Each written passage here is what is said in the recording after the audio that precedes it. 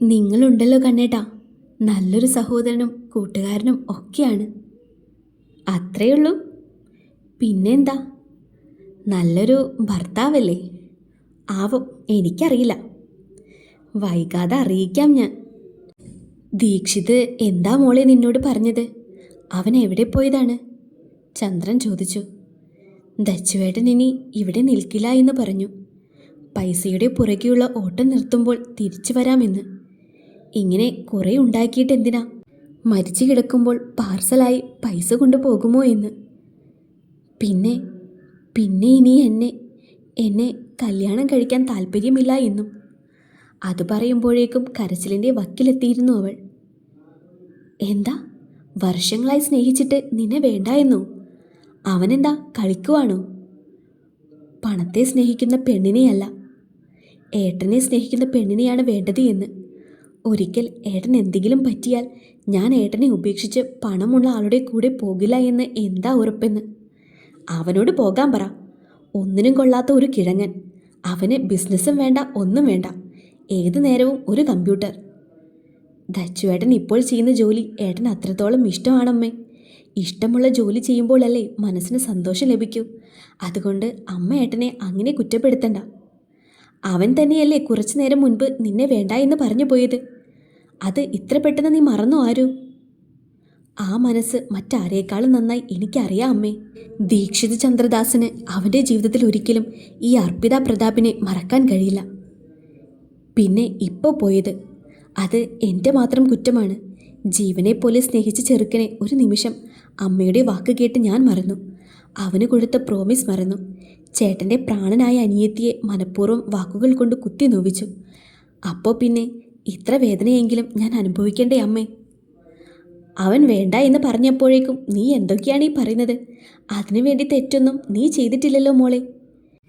തെറ്റ് ചെയ്തത് തെറ്റ് തന്നെയാണ് അമ്മേ. അതിനെ എത്ര ന്യായീകരിക്കാൻ നോക്കിയാലും ശരിയാകില്ല.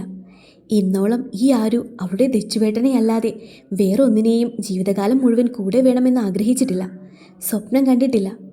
ആ മനുഷ്യനാണ് ഇന്ന് എന്നെ വേണ്ട എന്ന് പറഞ്ഞ് ഈ വീട്ടിൽ നിന്നും ഇറങ്ങിപ്പോയത്. അമ്മയ്ക്ക് നിസ്സാരമായിരിക്കും, പക്ഷേ എനിക്ക് എൻ്റെ ജീവൻ പോയതുപോലെയാണ്. ബാക്കി പറയാൻ ആരുവിന് വാക്കുകൾ പോലും ഇല്ലായിരുന്നു. രാവിലെ സിദ്ധുവിൻ്റെ കൂടെ കോളേജിൽ പോകുമ്പോൾ കൂട്ടുകാരെ എങ്ങനെ നോക്കുമെന്ന പേടി സാക്ഷിക്കുണ്ടായിരുന്നു. കോളേജിൽ ചെന്നപ്പോൾ മറ്റു കുട്ടികളുടെ നോട്ടവും കമൻ്റടിയും എല്ലാം കേട്ട് സാക്ഷി സ്വരൂപിച്ച് വെച്ചിരുന്ന ധൈര്യമെല്ലാം ഒരു നിമിഷം കൊണ്ടുപോയി. ആ, പുതുപ്പെണ്ണ് വന്നോ? ഫസ്റ്റ് നൈറ്റൊക്കെ സുഖമല്ലായിരുന്നോ മോളെ? അതിൻ്റെയൊന്നും ശരീരത്തിൽ കാണാനില്ലല്ലോ. ഒരു വഷളൻ ചിരിയോടെ ക്ലാസ്സിലെ അനൂപ് ചോദിച്ചതും അവൻ്റെ ദേഹത്ത് ആരോ ചവിട്ടിയതും ഒരുമിച്ചായിരുന്നു. ഫസ്റ്റ് നൈറ്റ് എങ്ങനെയായിരുന്നു എന്ന് ഞാൻ പറഞ്ഞു തന്നാൽ മതിയോ മോനെ? അല്ല, ഈ കാര്യത്തിൽ ഞങ്ങൾ രണ്ടുപേർക്കും ഒരേ എക്സ്പീരിയൻസ് ആയിരിക്കുമല്ലോ. ദേഷ്യം കൊണ്ട് വിറച്ചു നിൽക്കുന്ന സിദ്ധുവിനെ കണ്ടതും സാക്ഷി അവൻ്റെ നെഞ്ചിലേക്ക് വീണു. പറ്റുന്നില്ല കണ്ണേട്ടാ, എനിക്ക് സഹിക്കാൻ പറ്റുന്നില്ല. ഓരോ വാക്കും അത്രയ്ക്ക് വേദന തരുന്നു. സിദ്ധുവിൻ്റെ നെഞ്ച് അവളുടെ കണ്ണീരിൽ കുതിർന്നതും എന്തോ തീരുമാനിച്ചുറപ്പിച്ചതുപോലെ സിദ്ധു ഫോണിൽ ആർക്കോ ഒരു മെസ്സേജ് അയച്ചു. ഞാൻ പറഞ്ഞതല്ലേ സച്ചു, കരയല്ലേ നീ? അവളെ എന്ത് പറഞ്ഞ് സമാധാനിപ്പിക്കണമെന്ന് അവനും അറിയില്ലായിരുന്നു. ഒരു പ്രധാനപ്പെട്ട മീറ്റിംഗ് ഉണ്ട് എന്നും എല്ലാവരും എത്രയും പെട്ടെന്ന് ഓഡിറ്റോറിയത്തിൽ എത്തണമെന്നുമുള്ള പ്രിൻസിപ്പളിൻ്റെ അനൗൺസ്മെൻറ്റ് കേട്ടാണ് സാക്ഷി സിദ്ധുവിൻ്റെ നെഞ്ചിൽ നിന്നും തല പൊക്കിയത്. ഓഡിറ്റോറിയത്തിൽ പോകാം നമുക്ക്, വാ. അതും പറഞ്ഞ് സിദ്ധു അവളെ കൊണ്ടുപോകുമ്പോൾ സാക്ഷി മറ്റാരെയും നോക്കാതെ താഴേക്ക് നോക്കിയായിരുന്നു നടത്തം. എന്നാൽ സിദ്ധു ഇതൊന്നും തന്നെ ബാധിക്കുന്ന വിഷയമല്ല എന്ന പോലെയായിരുന്നു നടന്നത്. ഓഡിറ്റോറിയത്തിൽ ഇരിക്കുന്ന ആളിനെ കണ്ട് കുട്ടികൾക്കൊക്കെ അത്ഭുതമായിരുന്നു. ഏറ്റവും പ്രധാനപ്പെട്ട കാര്യങ്ങൾക്ക് വേണ്ടി മാത്രം കോളേജിൽ വരുന്ന വർക്കിംഗ് ചെയർമാൻ മേലെടുത്ത വീട്ടിൽ പ്രസാദ്. ഈ സാർ എന്തിനാ ഇപ്പോൾ ഇവിടെ? സാധാരണ എന്തെങ്കിലും സീരിയസ് കാര്യങ്ങൾക്ക് മാത്രമാണല്ലോ കോളേജിൽ വരുന്നത്. സ്നേഹ അവളുടെ സംശയം മറച്ചു വെച്ചില്ല. അതിന് ഈ സാർ ആരാടി? നിനക്കറിയില്ലേ സച്ചി? പുള്ളിയാണ് നമ്മുടെ കോളേജിൻ്റെ വർക്കിംഗ് ചെയർമാൻ. വർക്കിംഗ്? വർക്കിംഗ്. കാരണം ഇതിൻ്റെ എല്ലാം അവകാശി വേറെ ഒരാളാണ്. ആരാ എന്ന് ഈ കോളേജിലുള്ള ആരും കണ്ടിട്ടില്ല. പക്ഷേ ഇന്ന് ഈ കോളേജിൽ എടുക്കുന്ന തീരുമാനമെല്ലാം ആ ആളുടെയാണ്. ഓ, ഐ സീ. ഇന്നിപ്പോൾ എന്തിനാ ഇങ്ങനെയൊരു പരിപാടി? ആവോ, എനിക്കറിയില്ല.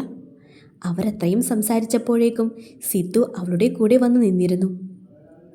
പ്രസാദ് സംസാരിക്കാൻ എഴുന്നേറ്റപ്പോൾ കോളേജ് മുഴുവൻ നിശബ്ദരായി. നിങ്ങൾക്കൊക്കെ എന്നെ അറിയാമല്ലോ. ഞാൻ അങ്ങനെയൊന്നും ഈ കോളേജ് പ്രവർത്തനങ്ങളിൽ ഇടപെടുന്ന ആളല്ല.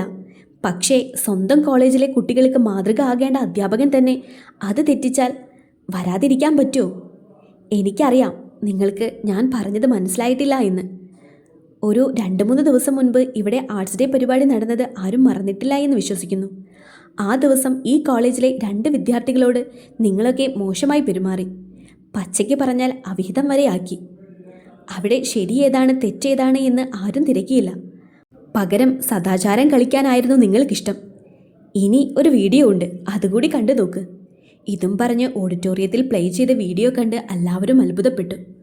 കോളേജ് ഫെസ്റ്റ് നടക്കുമ്പോൾ ഡാൻസ് എത്തി നോക്കുന്ന സാക്ഷി, അവളുടെ പിറകിൽ നിന്നും കമൻ്റ് അടിക്കുന്ന കുറച്ച് പയ്യന്മാർ, സിദ്ധു ഇടയ്ക്ക് കയറുന്നതും സാക്ഷിയോട് ദേഷ്യപ്പെടുന്നതും അവളെ എടുത്ത് മുറിയിൽ കയറുന്നതുമെല്ലാം വ്യക്തമായുണ്ട് അതിൽ.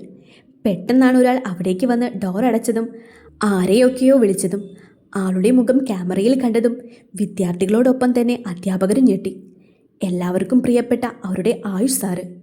ആയുഷിൽ നിന്നും ഇങ്ങനെയൊരു നീക്കം ആരും സ്വപ്നത്തിൽ പോലും വിചാരിച്ചില്ല എന്ന് എല്ലാവരുടെയും മുഖം കണ്ടപ്പോൾ മനസ്സിലായി. സാക്ഷിയുടെ കണ്ണെല്ലാം നിറഞ്ഞു. ഇപ്പോൾ കരയുമെന്ന അവസ്ഥയായിരുന്നു. അത് മനസ്സിലായി എന്ന പോലെ സിദ്ധു അവളെ ചേർത്ത് പിടിച്ചു. ഫോണിൽ മെസ്സേജ് അയക്കാനും അവൻ മറന്നില്ല. അപ്പോൾ ആയുഷ് സാറ് ഒന്ന് ഇവിടെ വരെ വന്നാൽ കൊള്ളാമായിരുന്നു. പ്രസാദിൻ്റെ ശബ്ദം മൈക്കിലൂടെ ഉയർന്നതും കുട്ടികളുടെ ഇടയിൽ മുറുമുറുപ്പുയർന്നു. ഫോണിൽ നോക്കിയ പ്രസാദിൻ്റെ മുഖത്തെ ചിരി കണ്ട് ഇനി അടുത്തത് എന്താ എന്ന ചിന്തയായിരുന്നു കുട്ടികൾക്ക്. ആയുഷ് സ്റ്റേജിൽ വന്നതും അതേ ചിരിയോടെ തന്നെ പ്രസാദ് ബാക്കി പറയാൻ തുടങ്ങി. ഈ കോളേജിലെ വർക്കിംഗ് ചെയർമാൻ മാത്രമാണ് ഞാൻ. ഇവിടെ ഞാൻ എടുക്കുന്ന ഓരോ തീരുമാനവും അവൻ്റെയാണ്. എന്താ പറയുക, ഈ ബിനാമി എന്നൊക്കെ പറയില്ലേ, അത് തന്നെ. അവൻ്റെ ബിനാമിയാണ് ഞാൻ. ഇനി കുറച്ച് നാൾ കൂടി അങ്ങനെ തന്നെ ആയിരിക്കും. ആയുഷ് സാറ് അവിടെ കാണിച്ചത് എല്ലാം കാണേണ്ട ആൾ അപ്പോൾ തന്നെ കണ്ടിട്ടുണ്ടായിരുന്നു. സാറ് കുറച്ച് ഓവർ സ്മാർട്ട് ആയപ്പോൾ ഒരു കാര്യം മറന്നു. ഈ കോളേജിൽ CCTV ഇല്ലാത്ത ഒരു സ്ഥലം പോലും ഇല്ല എന്ന്. കോളേജിൽ CCTV ഉണ്ട് എന്ന കാര്യം വിദ്യാർത്ഥികൾക്കും അധ്യാപകർക്കും പുതിയ അറിവായിരുന്നു. എനിക്കറിയാം നിങ്ങൾക്ക് ആർക്കും ഇതറിയില്ല എന്ന്. പക്ഷേ ഞാൻ പറഞ്ഞല്ലോ, കോളേജ് മുഴുവൻ CCTV വേണമെന്നുള്ളത് അവൻ്റെ തീരുമാനമായിരുന്നു. പക്ഷേ മറ്റാരും അത് അറിയരുത് എന്നും. കാരണം CCTV ഉണ്ട് എന്നറിയുമ്പോൾ നിങ്ങൾ പഴയതുപോലെ കോളേജ് ലൈഫ് അടിച്ചു പൊളിക്കാൻ മടിക്കുമെന്ന് അവന് പേടി. CCTV വിഷ്വൽസ് ഇവിടുത്തെ പ്രിൻസിപ്പളിന് പോലും കാണാൻ പറ്റില്ല. ഇന്ന് വരെ ഇവിടെ നടന്ന ഒരു പ്രശ്നത്തിനും അവൻ CCTV നോക്കി ആരെയും ജഡ്ജ് ചെയ്തിട്ടില്ല. കാരണം കോളേജ് ആകുമ്പോൾ അടിയും വഴക്കും പ്രണയവും ഒക്കെ സാധാരണമാണ് എന്നൊരു അവൻ്റെ കാഴ്ചപ്പാട്. പക്ഷേ ഇതുപോലെ ലോ ക്ലാസ് പരിപാടി കോളേജിലെ സാർ തന്നെ കാണിച്ചാൽ മിണ്ടാതിരിക്കാൻ പറ്റില്ലല്ലോ. ഒരു കോളേജ് ആകുമ്പോൾ അവിടെ രാഷ്ട്രീയം, പ്രണയം, അടി എല്ലാം ഉണ്ടാകും. പ്രണയിക്കുന്നവർ തമ്മിലുള്ള ചെറിയ കുസൃതികളൊക്കെ എത്രയോ തവണ അധ്യാപകർ കണ്ടിട്ടും കാണാത്തതുപോലെ നടന്നിട്ടുണ്ട്. അതെല്ലാം നിങ്ങളുടെ പ്രായത്തിൻ്റെയാണ്. നല്ലതും ചീത്തയും തിരിച്ചറിയാനുള്ള പ്രായവും പക്വതയും നിങ്ങൾക്കുണ്ട്. ഒരാണും പെണ്ണും തമ്മിൽ ചേർന്ന് നിന്നാലോ സംസാരിച്ചാലൊക്കെ ഉടനെ ഉണരുന്ന നിങ്ങളുടെ ഈ സദാചാരബോധമാണ് ആദ്യം മാറ്റേണ്ടത്. ഞാനൊരു സംശയം ചോദിക്കട്ടെ, ഇവിടെ സിദ്ധാർത്ഥും സാക്ഷിയും ചെയ്ത തെറ്റെന്താ? സാക്ഷിയുടെ ഡാൻസ് കഴിഞ്ഞ് ആ കുട്ടിയെ അഭിനന്ദിക്കാൻ വേണ്ടി ചേർത്ത് പിടിച്ചതോ? മറ്റൊരു രീതിയിലാണ് അവരെ അവിടെ കണ്ടത് എങ്കിൽ ഞാൻ സമ്മതിക്കാം, അവർ അവിടെ ചെയ്തത് തെറ്റാണ് എന്ന്. പക്ഷേ ഇവിടെ പിന്നെ അവരുടെ കല്യാണം നടക്കാൻ അവരുടേതായിട്ടുള്ള ചില ഫാമിലി മാറ്റേഴ്സ് ഉണ്ട്. ഇനി സാക്ഷിയെ ഈ കോളേജിൽ ആരെങ്കിലും ഇതിൻ്റെ പേരിൽ കളിയാക്കി അല്ലെങ്കിൽ അപമാനിച്ചു എന്നറിഞ്ഞാൽ പിന്നെ അവർക്ക് ഈ കോളേജിൽ സ്ഥാനം കാണില്ല. അധ്യാപകരായാലും വിദ്യാർത്ഥികളായാലും. ഇത് എൻ്റെ തീരുമാനമല്ല കേട്ടോ, ഹെഡ് ഓഫീസിൽ നിന്നാണ്. അവസാനത്തെ ഒരു കാര്യം കൂടി, ആയുഷ് സാറ് പരസ്യമായി ആ കുട്ടിയോട് മാപ്പ് പറയണം. സാറ് അവരോട് ചെയ്തതിന് പറയുന്ന പേര് വേറെയാണ്. പക്ഷേ കുട്ടികളുടെ മുന്നിൽ ഞാനത് പറയുന്നില്ല. ഞാൻ മാപ്പ് പറയില്ല. ബാക്കി കേൾക്കാൻ താല്പര്യമില്ലാത്തതുപോലെ ആയുഷ് പറഞ്ഞു. സാറിനെ ഇവിടെ തുടരണമെന്നുണ്ടെങ്കിൽ സാക്ഷിയോട് മാപ്പ് പറയണം. സിദ്ധാർത്ഥനോട് പറയണമെന്ന് ഞാൻ പറയില്ല. കാരണം സാക്ഷിയാണ് അവൻ്റെ കൺസേൺ. ഇന്ന് സിദ്ധാർത്ഥ് ഈ കോളേജിൽ അടിയുണ്ടാക്കിയതെല്ലാം അവളെ പറഞ്ഞതിനാണ്. അവനെ പറഞ്ഞതെല്ലാം കേട്ട ഭാവം നടിച്ചിട്ടില്ല. ആയുഷ് സാറിന് മുന്നിൽ 2 ഓപ്ഷനുണ്ട്. ആദ്യത്തേത് സാക്ഷിയോട് മാപ്പ് പറയണമെന്നത്, എല്ലാവരുടെയും മുന്നിൽ വെച്ച്. അടുത്തത് ഈ കോളേജിൽ നിന്നും പിരിഞ്ഞു പോകാം. അപ്പോഴും സാറൊരു കാര്യം ഓർക്കണം, രണ്ടാമത്തെ ഓപ്ഷനാണ് സാർ എടുക്കുന്നത് എങ്കിൽ നിങ്ങളുടെ കമ്പനിയുമായുള്ള എല്ലാ കോൺട്രാക്ട്സിൽ നിന്നും മംഗലത്ത് ഗ്രൂപ്പ് പിന്മാറും.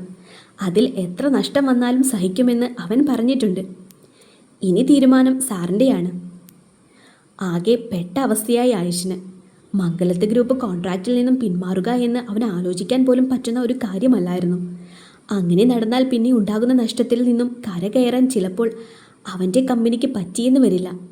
ഇപ്പോൾ തന്നെ ചെറിയ നഷ്ടത്തിലാണ് കമ്പനി. തീരുമാനമെടുക്കാൻ കഴിയാതെ അപ്പു കുഴയുമ്പോൾ സിദ്ധു സാക്ഷിയുടെ കയ്യിലെ നെയിൽ പോളിഷ് ചുരണ്ടിക്കളയുന്ന തിരക്കിലായിരുന്നു.